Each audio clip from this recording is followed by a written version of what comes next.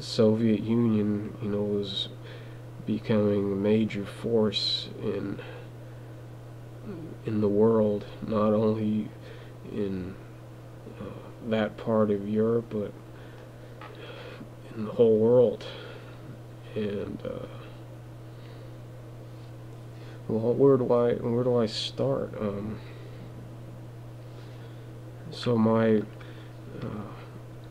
great grandfather has like a sort of history book that he wrote under a pen name, and it was called Hunger 1932 to 1933 in the Ukraine, and it detailed his 25 years of living under a communist regime.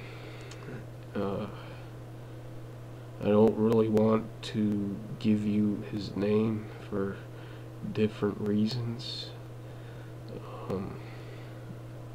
Anyway, I've tried to look up his name, and there's nothing to be found in terms of Google searches. But anyway, and again, I don't have too much, but I think it's enough to give you an idea of what happened. And so these are some excerpts. So I guess I should give you even further information that my grandma's family, I believe it was my grandmother's great-grandfather was the last of a line of,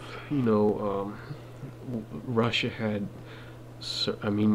Ukraine and Russia, they had a history of serfdom for a long time, up to, I think it was 1861,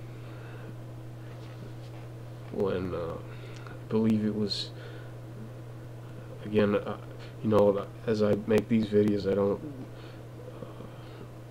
don't do them over and over again. So it was Tsar, I think Alexander the Second, I believe, or yeah, I think it was.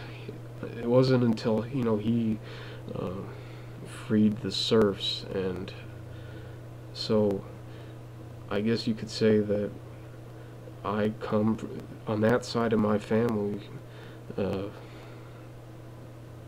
They were serfs, and so just to give you an idea, of that side, where they came. So they were serfs, and so as you can imagine, they through the line there, there's a lot of, it was, as you can imagine, difficult life for them. And even though they were freed, they were still, in the peasant class. There wasn't really the upward mobility, and it wasn't until my great-grandfather that someone finally, reached a higher level. In his case, he became a university professor of mathematics. At a young age, his father was contacted by somebody, and I guess this person noticed that my great-grandfather had a real gift for math and everything, and he was offered, a chance to get some good schooling, and so I think he was like 12 years old. He he got to go into that higher form of education that not many had been able to get, and so he became a college professor, as I said, and well, he was a very educated man, and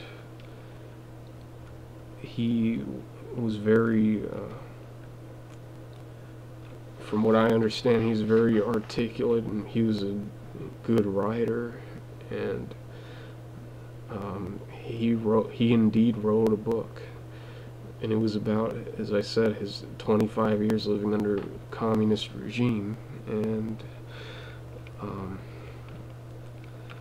so I guess I'll begin here and start reading what I have. So the Ukrainian peasants under the rule of Joseph Stalin were forced to participate in, it's called kolkhoz, Kolchose, which is the practice of giving bread and other goods to the government to be redistributed. The Ukrainian people did not want to participate in this, but if they did not, they would then die of starvation. Stalin and those who were closest to him unofficially stated that if the peasants do not want to join the kolkhoz, they should die. Stalin ordered all the peasants who had bread to give it to the government, where it would then be redistributed to peasants who worked. Those who did not work were left to die. In 1932, the Ukraine experienced an abundant harvest, but the peasants did not benefit from it. Many of these peasants moved out of the countryside and into the cities, where food scarcity was also a big problem, and this resulted in the deaths of many people, not just the sick and elderly. Entire villages perished, and those who did survive had no choice but to become cannibals. One time, my great-grandfather had a chance to drive through one of these villages, and not a soul to be found. During that time, my great-grandfather was working and receiving his meals at a mess hall. Each time that he came there to eat, 4 to 5 people would be there begging for bread, counting on him to leave a piece of his meal for them. These people usually got what they wanted because he hardly ever could finish what was there for him. One time, my great-grandfather came home following a day at work and found a 9-year-old boy and the boy's father standing in front. They begged for bread and were welcomed inside to eat. They left after they ate, and 3 days later, the boy came again, alone this time, and explained that his father was dead. The boy came over a few more times, but suddenly disappeared, most likely because he had starved to death. In 1934, my great-grandfather visited a sugar factory. The manager talked to him about a young man who was around 20 years of age. What was significant about this young man was that he had eaten his own mother because of the famine. This young man was capable of working, but he had a blank look on his face. 2 years later, my great-grandfather returned to the same factory, and the young man he had seen had lost his mind was now residing in an insane asylum. In 1935, he visited another sugar factory, which had historical areas, and he decided to look around, accompanied by a young man who guided him around. There was a famous cavern there, but the young man was not sure where it was. They continued on, and they came across the Cavern of Cannibalism. The name was given to it because from 1932 to 1933, this was the place where people killed one another, cut them in pieces, and ate them. 8 million peasants died during this period, but these atrocities were not mentioned in Russian newspapers, so to the Russian people and the rest of the world, this famine was not a reality. So, that was just to give you, some idea of what the conditions were like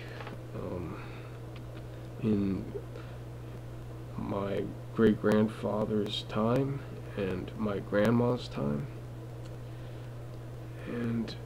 I'll have to move along because this video ends.